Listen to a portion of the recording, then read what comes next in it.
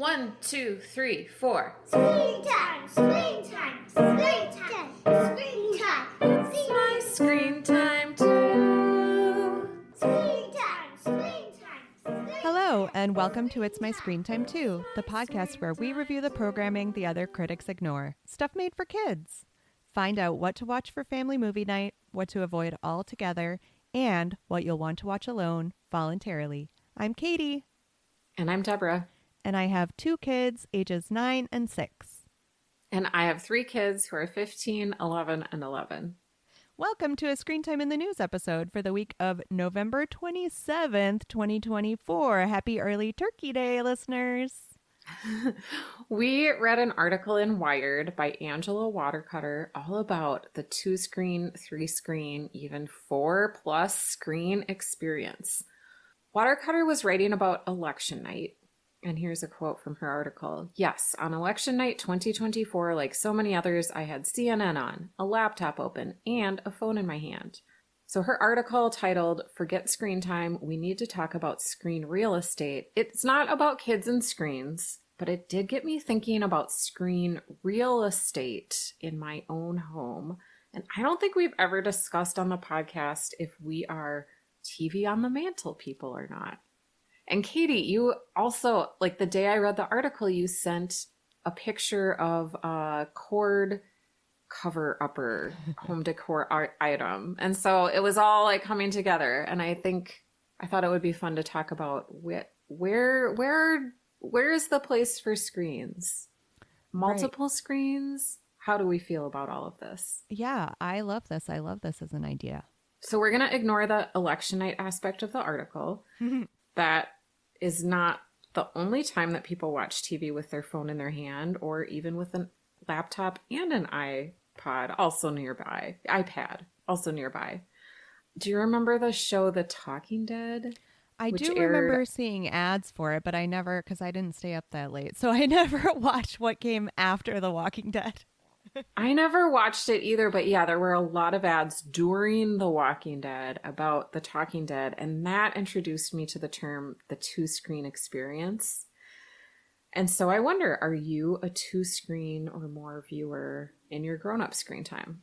It depends on the challenge level of what I'm watching. If it's something that's heavily serialized and I need to be paying attention, no. Or if I'm really engaged in it as like a date activity with my husband and I want to be able to like talk with him, I'm free to give vocal asides to him rather than to check my phone or write a text message to the group chat about it. The big exception in grown-up screen time is I will be like, where do I recognize that girl from? Bloop, bloop, bloop. Oh, she was in this and this and this. How about you? Yes. If I am watching a TV show or a movie and I want to look something up, I'll have my phone with me to do it. But I cannot do 2 screens at once. It's just not possible for me. Like I can, but then I'm paying attention to nothing and nothing is going in my head. Like I remember back in the day when multitasking was like something you would put maybe on your resume as something you were good at. Right. And like since then, I've like read a lot of articles about how actually multitasking isn't great. People aren't that good at it. And that has made me do some self-reflection. And I am not good at multitasking at all. And I don't think that's a failure on my part. I don't think that that's a weakness. I think, in fact, it's good for me to recognize that I am at my best when I'm just focusing on one thing at a time. Yeah, I totally agree. As well, I need to follow through a task to its end because these days I will just forget what I was doing and then the original task won't get finished. I think the concept of multitasking too, it was always phrased in this gendered way, right? Where, oh, women are so good at multitasking, but men, no, they just need one thing and they can't handle one more thing. But really, it was just a challenge that was foisted upon women, right? Like they just had too many things to deal with, and that prevented them from being able to devote all their focus to one thing. Right. And I'm talking particularly about like watching something I do want to defend my podcast listening because like I'll listen to podcasts while I'm doing housework, Oh, yeah. cooking. Like I can totally listen to something and do other things like with my hands, but I cannot watch a show and read something on my phone and be paying attention to either one. It just doesn't work for my brain. Okay. Sorry, can I say one more go thing? ahead. This Yeah. does also come down to your tolerance for TV as background noise because a lot of people do just put the TV on when they walk in the house. Well, a lot of people, I mean old people like us, and just have like whatever, reruns of something going on while they're puttering around, while they're doing other things. And that lends itself naturally to, they have it on while they're checking their email. They have it on while they're doing things on other screens. So if you're Right. already a person who is in the habit of having that background noise as ambiance, second screening, third screening feels more natural. Right. But that TV is functioning more as like background music. Right. It's like sort of like setting the mood. Like when you walk into a store, there's music playing or something. It's not really, you're not really actively watching it. Right. Okay. So earlier this year in the summer, I tried to ban my kids from watching two things at once because of like my own inability to multitask. So what my 11-year-old twins like to do is like they like to have a show playing on the TV, and then one of them will play a game on their iPad or Nintendo Switch at the same time. So he's kind of like watching the show but also playing the game. And I realized they were doing it as a compromise to make their screen time more of a social experience so that they could watch something together and talk about it. But if it was something like Nate didn't really want to watch, he was playing the game as well. So I allow it now, mostly by just ignoring the fact that they're doing it. Uh-huh. I think that one screen should be plenty, but I think that might be a generational thing. And I'm a total print book loving landline having no TV in the bedroom, old fashioned Luddite fuddy duddy, and it's fine. I kind of like this idea of giving the other kid a reward for deigning to watch something that they don't really want to watch, because that is a problem, right? With like the sheer amount of things our kids have to choose from, you can really get stuck if you let one kid choose watching something that is so specific and to you awful. And if Right. you've prioritized co-viewing, as I think we both have, especially Deborah when your kids were younger, you feel obligated to sit and watch this horrible cartoon that just has no redeeming characteristics that you can find, despite the fact that you've spent almost 10 years of your life trying desperately to find redeeming characteristics in children's television. It might be nice to give yourself a pass and be like, look, I'm sitting here, I'm trying, I'm paying a sliver of attention to what's going on, but I can also allow myself to play Animal Crossing or whatever. Right. Okay, so further real estate questions. Where do the screens live in your house? Whenever I go to the pediatrician well child visit, there's like a question like, do you allow are there screens in your kids' bedrooms? I'm like, there are, because they're portable, so they'll have their iPad in there, and maybe they'll watch a show on the iPad. Maybe they're listening to an audiobook. Totally different experience, and like listening to an audiobook doesn't even fall on the screen time pyramid for us. But Yeah, nor should it. what do you think? Again, this is where the fact that my kids are younger, it's a very different experience. So the iPads live in the kitchen by the charger nest.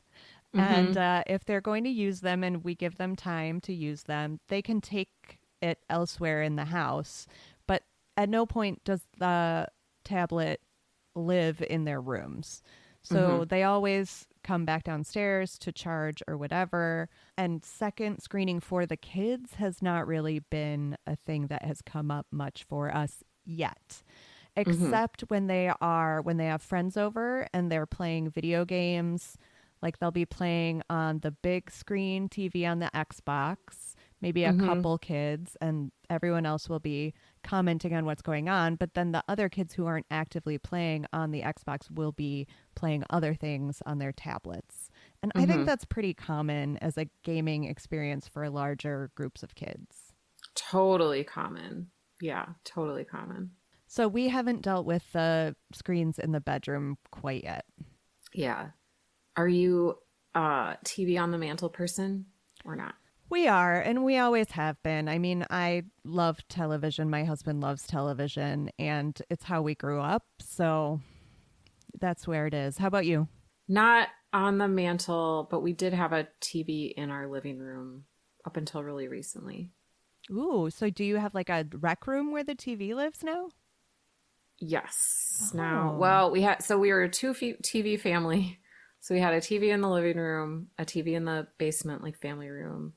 We've since moved. We're not going to have a TV in the living room because there are no 3-prong outlets in the living room. Very practical. So we've got now a TV in sort of it's a finished attic where Tony is having his bedroom, but there's like a little community area. But I don't think that the TV is going to be a problem for him. It's not like he's going to be up late watching shows because he doesn't even like to watch shows or movies. He's more about the video games. Right. Do you at all feel the continuum of anti-screen time snobbishness that I do, probably just as a screen on the mantle person? Because I feel like it goes, oh, you're such a dum-dum. You're a screen on the mantle. You're a TV on the mantle person. And then it's like you move up the continuum and it gets to like, oh, we don't ever have screens in the bedroom. And then it moves to, oh, we don't have TV in the living room. And then it moves to, oh, you have a TV? You know, I think that's like kind of silly. Oh, yeah. I mean, totally silly. I don't feel snobby about not having a TV on my mantle at all. And I remember, like, I've had people in my life who've been like, I don't even have a TV, who are kind of snobby about it. But then they're like watching streaming shows on their laptop. Yeah. So yes, you do. You do have a TV. It's called your computer. I would say in my marriage, we have a little bit of a divide. Like Jeremy likes a really nice TV, a big TV that actually would not fit on the mantle. That's probably why we're not TV on the mantle people.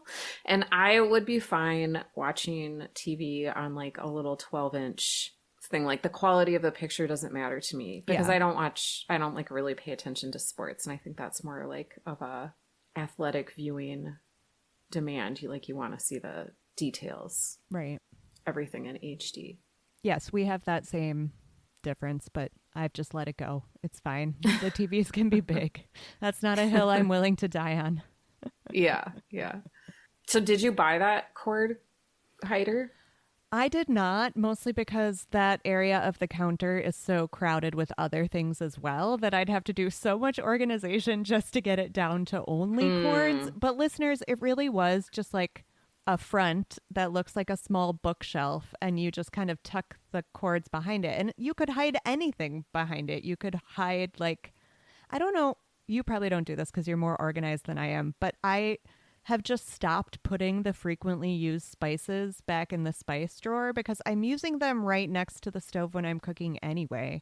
So I may as well have them in arm's reach. So theoretically, I could hide spices back there. But again, it's a level of organization that would take several steps to get to. I think you're just being efficient. You can call yourself an you. efficiency expert. Thank you.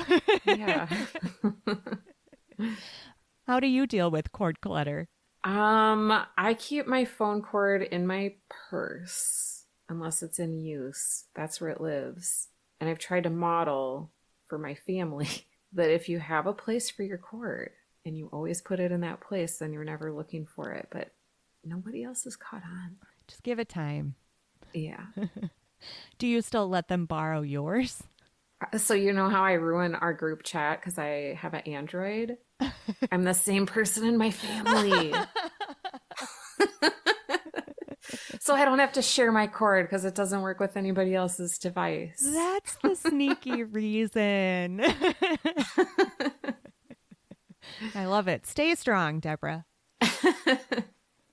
Any other thoughts on screen real estate? No, but I would love to hear our listeners' thoughts and experiences with screen time, with screen real estate. Tell us where you watch TV, where you keep your devices. Are you a 2, 3, 4 screen person? It's clear that as people who really don't consume the short form video that literally everyone else consumes, we are missing a fundamental piece of this. Mm-hmm.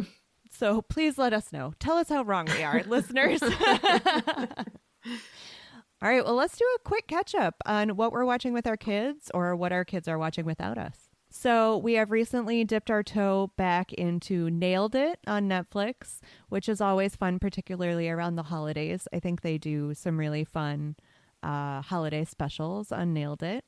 I mentioned earlier those shows that your kid chooses and you just find it utterly impossible to even find the barest thing about them to like. So Kenny has recently been into this show on Netflix called Beyblade X, which is kind of a throwback to the classic cartoons of our era that were made specifically to sell toys. Okay. So it's about Beyblades, which are like fancy tops for children. And it's a cartoon built all around that. And it's in kind of an anime style. And whereas I am generally very entertained by the Pokemon universe and will happily watch any Pokemon things, I just find nothing in this Beyblade world that I can connect to at all. So you want to talk about wanting a second screen experience. Like I am definitely sneaking looks at my phone while watching this with my kid. How about you?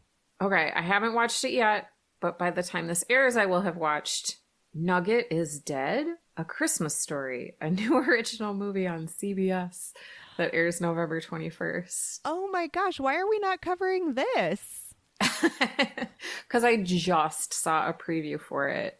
Tell me all about Nugget is Dead.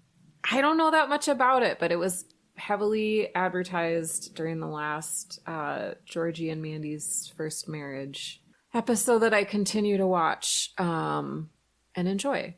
Is it going to be on Paramount Plus? It's like CBS, so I think yes. Then it goes to Good. Paramount Plus. And right now we're just counting down till all the fun holiday movies come out, like Wicked, Moana 2, Mufasa. There's so much. There is a lot. And honestly, I'm surprised that we haven't started seeing the roundup articles. I mean, we're already at Thanksgiving. This is a big weekend for movies coming out. And I haven't read the holiday movie rundown articles that we usually expect to see around this time. Right. Can I say a side note about CBS that I know you'll appreciate? Yes. 2 other members of my family were raving about the new Matlock and how good it is. So if Younger you need an or excuse, older? Slightly older. So Gina, my sister, who's only 3 years older. Okay, but our generation. Yeah. And okay, then good. the other was my actual mother, and she's more Okay. the target demo, but I thought that might give you the permission structure.